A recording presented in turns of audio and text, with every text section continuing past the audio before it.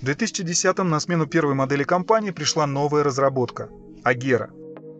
Она была представлена на Женевском автосалоне и в том же году получила титул «Гиперкар 2010-го» от журнала Top Gear.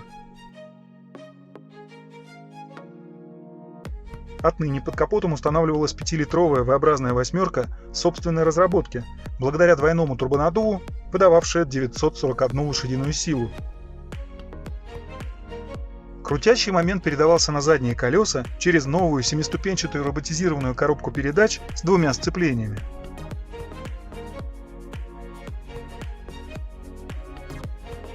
Максимальная скорость составляла 420 км в час, а разгон до сотни занимал всего 2,9 секунды. Цена автомобиля тоже поднялась на новый уровень, и теперь за него просили $1 200 000. За период с 2010 по 2011 годы выпустили всего 6 единиц.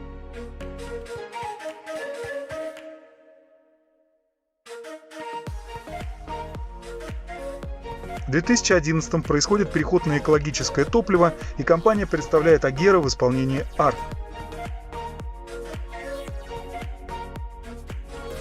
Теперь мотор, работающий на биоэтаноле, выдает 1140 лошадиных сил. Заявленный показатель максимальной скорости увеличился до 440 км в час. Спустя пару лет для рынков, где не был доступен биоэтанол, компания разработала модификацию S. Основным отличием оказался бензиновый двигатель, развивающий 1030 сил.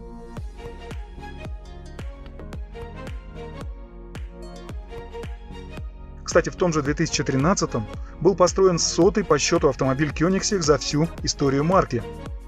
Это был Agera S, получивший собственное имя Hundra, по-шведски 100. Отличительными чертами стал кузов из неокрашенного углепластика с позолоченными вставками. Судя по некоторым источникам в интернете, этот экземпляр был продан в Сингапур за фантастические $5 300 000.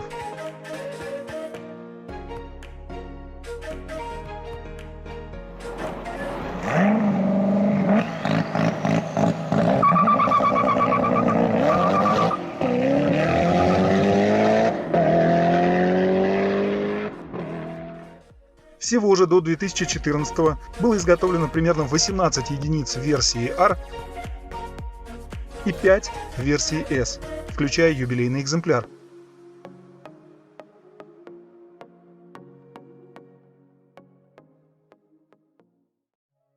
Прежде чем рассказать о вершине модели Agera в варианте RS, сначала остановимся на еще одном проекте, в качестве основы позаимствовавшей платформу той же Agera. Это гиперкар One-to-One. Хотя нет, на самом деле это первый в мире мегакар. Именно так Кристиан фон Koenigsegg назвал его во время премьеры на Женевском автосалоне в 2014. Суть его заявления достаточно проста. Приставка «мега» указывает на то, что мощность все того же 5-литрового двигателя была доведена до 1361 лошадиной силы, или, другими словами, 1 мегаватта. Кроме того, инженерам компании удалось достичь равного соотношения мощности к весу автомобиля, что отразилось в названии One-to-One, 1 к 1. В 2015 на тестовом полигоне автомобиль установил целый ряд мировых рекордов, все они сейчас появятся на экране.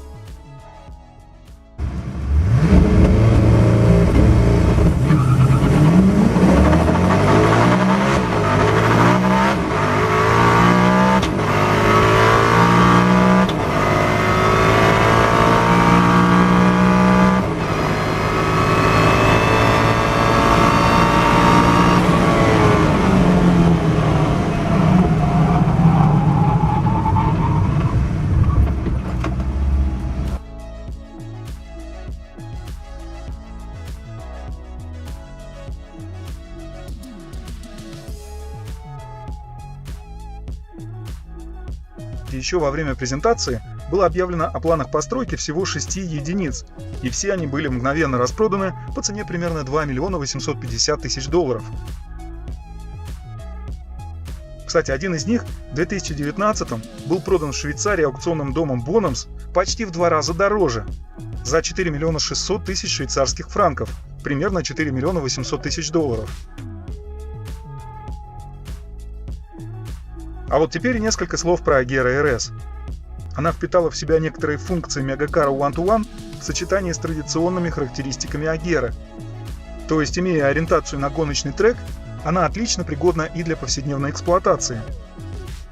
Двигатель выдает 1160 сил на обычном бензине и 1361 на биотопливе. Но главное, что с появлением этой модификации Koenigsegg снова был готов биться за рекорды. 1 октября 2017-го Agera RS побил недавно установленный рекорд Bugatti Chiron по времени разгона с 0 до 400 км в час и торможения до нуля.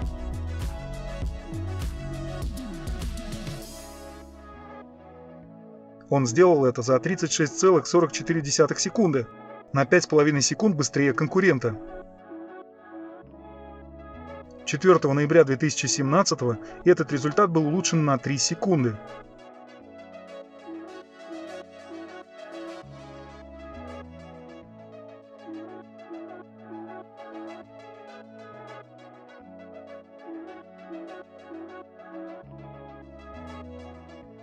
Тогда же был побит рекорд максимальной средней скорости, ранее принадлежавший Hennessy Venom GT.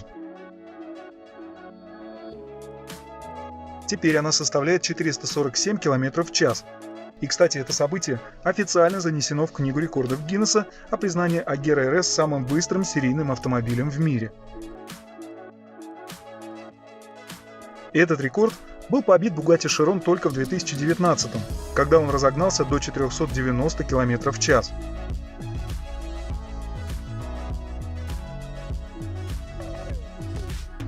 Agera RS выпускалась с 2015 по 2018 годы и была построена в количестве 26 штук.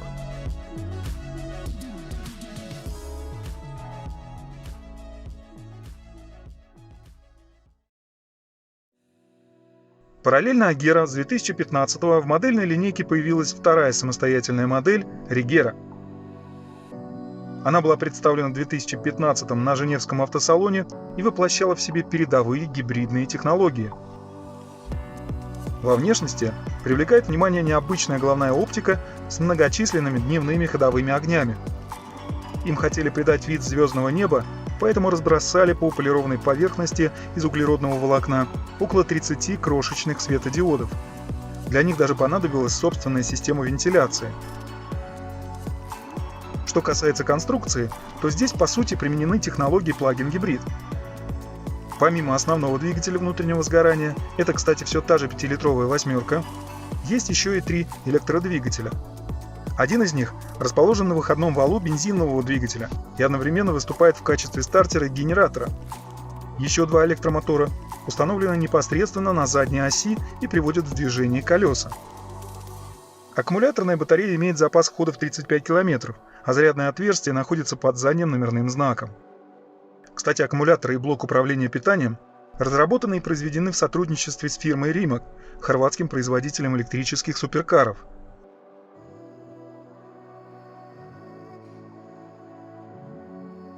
На скорости до 50 км в час автомобиль движется только на электротяге, а когда работают все силовые установки, комбинированная мощность достигает 1500 лошадиных сил.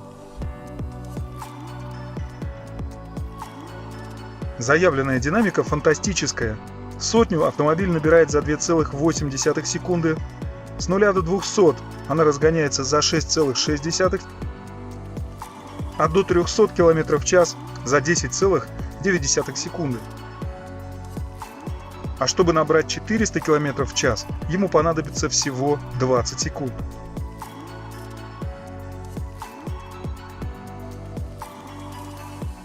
В 2019-м гибрид установил на военном аэродроме в шведских лесах рекорд по разгону до 400 км в час с последующей полной остановкой, затратив на выполнение всего упражнения 31,49 секунды. Причем соревновался Koenigsegg сам с собой. Предыдущим чемпионом, как мы уже выяснили чуть ранее, была вышеупомянутая Agera RS. На смену Агера приходит модель Еско. Ее представили на Женевском автосалоне в 2019.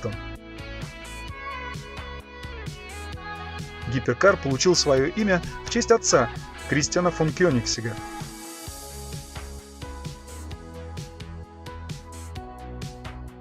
Во внешности привлекает внимание большой передний сплиттер из углеродного волокна и огромное заднее антикрыло в форме бумеранга. 5-литровый двигатель от Агера подвергся изменениям, благодаря которым максимальная мощность теперь составляет 1280 сил на обычном бензине и невероятные 1600 лошадиных сил на биоэтаноле. Крутящий момент передается на задние колеса через инновационную 9-ступенчатую коробку передач Lightspeed Transmission, у которой не одно и не два, а целых 6 сцеплений и полное отсутствие синхронизаторов. Трансмиссия была разработана инженерами Koenigsegg, и ее фишка состоит в том, что она позволяет в любой момент быстро включить любую передачу без промежуточных переключений. В стандартном списке оснащения уже доступно полноуправляемое шасси, углерод-керамические тормоза и кованые алюминиевые колеса, а также сиденья из углеродного волокна и сенсорные экраны в спицах рулевого колеса.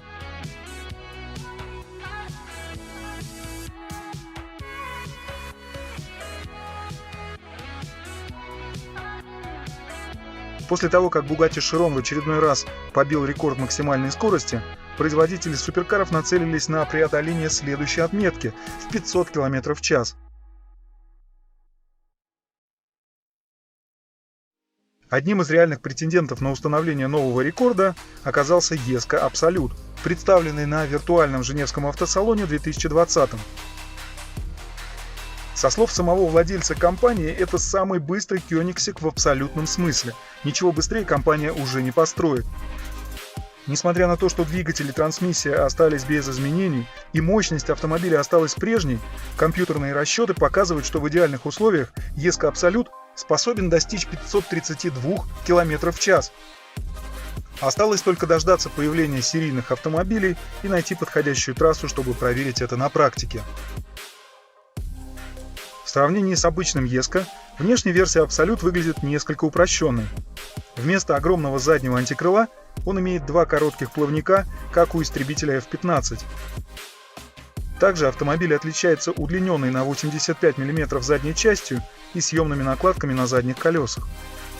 Все эти меры позволили уменьшить коэффициент аэродинамического сопротивления до фантастического показателя 0,278.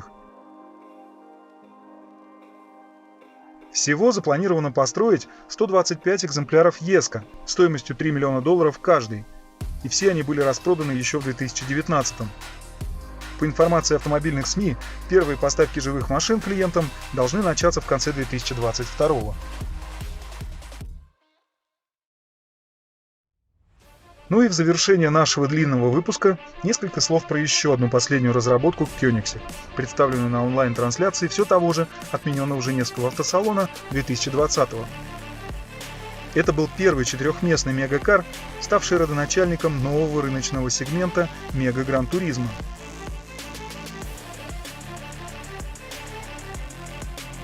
Он получил имя Gemera и пришел на смену модели Regera. И в очередной раз Koenigsegg удивил своими технологиями, в частности, революционной конструкцией гибридной силовой установки мощностью 1723 лошадиные силы. Вместо уже привычной бензиновой восьмерки здесь используется компактный двухлитровый трехцилиндровый мотор Tiny Friendly Jant весом всего 70 кг, способный работать на экологически чистом этаноле Gen 2.0, метаноле Vulcanol, этаноле E85 или в крайнем случае на обычном бензине. Двигатель оснащен системой индивидуального привода клапанов FreeValve, позволяющей обойтись без распределительных валов, а также двумя последовательно подключаемыми турбонаддувами. Кстати, шведская фирма FreeValve также принадлежит Кристиану фон Кёнигсегу, и именно здесь ведутся самые современные разработки в области двигателестроения. Также среди особенностей необычная система прогрева впускного коллектора, которая подает в него нагретый сжатый воздух и позволяет увеличить температуру во впускном канале на 30 градусов буквально за пару секунд. Сам по себе двигатель внутреннего сгорания развивает 608 сил, но он играет лишь вспомогательную роль, подключаясь во время разгона и для зарядки аккумулятора. По обе стороны от него на задней оси расположены два электромотора по 507 сил каждый. А еще один мощностью 405 сил состыкован с ДВС и передает крутящий момент на переднюю ось. Управляемость, маневренность и безопасность обеспечивают полный привод, система подруливания задних колес, а также масса электронных помощников. Заявленный разгон до сотни составляет рекордные 1,9 секунды, а максимальная скорость достигает 400 км в час. Но при всей своей экстремальности Джимера является достаточно практичным, комфортабельным и роскошным транспортным средством, чтобы 4 человека могли отправиться на нем в дальние путешествия. Он оказался достаточно вместительным благодаря трехметровой колесной базе и компактному силовому агрегату.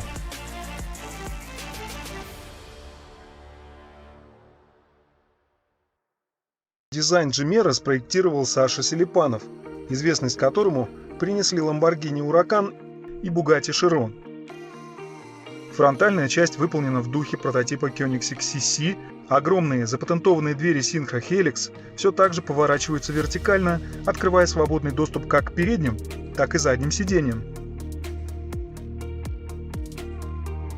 Стоимость автомобиля составит $1 600 000, что по сравнению с тем же Jesko не так уж и много. Серийные машины должны появиться предположительно в 2023. Пока же компания активно сосредоточена на запуске модели Jesko. Кстати, с моделью Джимера связан один интересный факт. В марте текущего года на сайте одного из американских дилеров McLaren Charlotte появился подержанный автомобиль, которого пока еще ни у кого нет. Судя по фотографиям, гиперкар находится на складе дилерского центра. Может быть несколько объяснений этому необычному предложению. Возможно, это один из предсерийных прототипов. Либо это просто макет, хотя, судя по фотографиям, в автомобиле есть двигатель.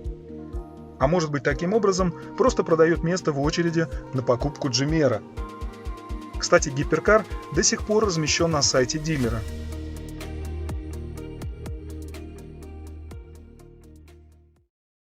Вот мы и подошли к виновнику столь длинного рассказа, растянувшегося на 2 ролика. И это Koenigsegg Regera 2019 года в цвете Candy Apple Red с пробегом чуть менее 2500 миль. К сожалению, какого-то профайла с информацией об истории автомобиля на сайте Broad Arrow на момент записи этого видео не было. Предполагается, что его цена окажется в пределах $3 300 000.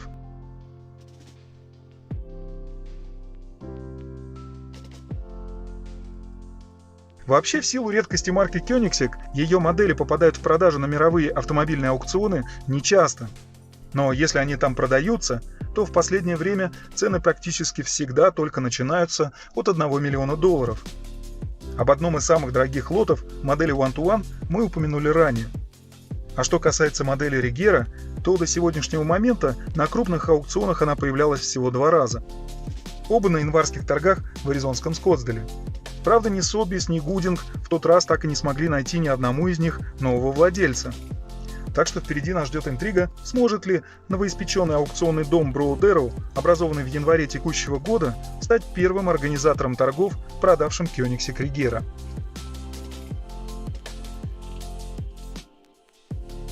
А на сегодня это все. Спасибо, что все это время не переключались. До встречи!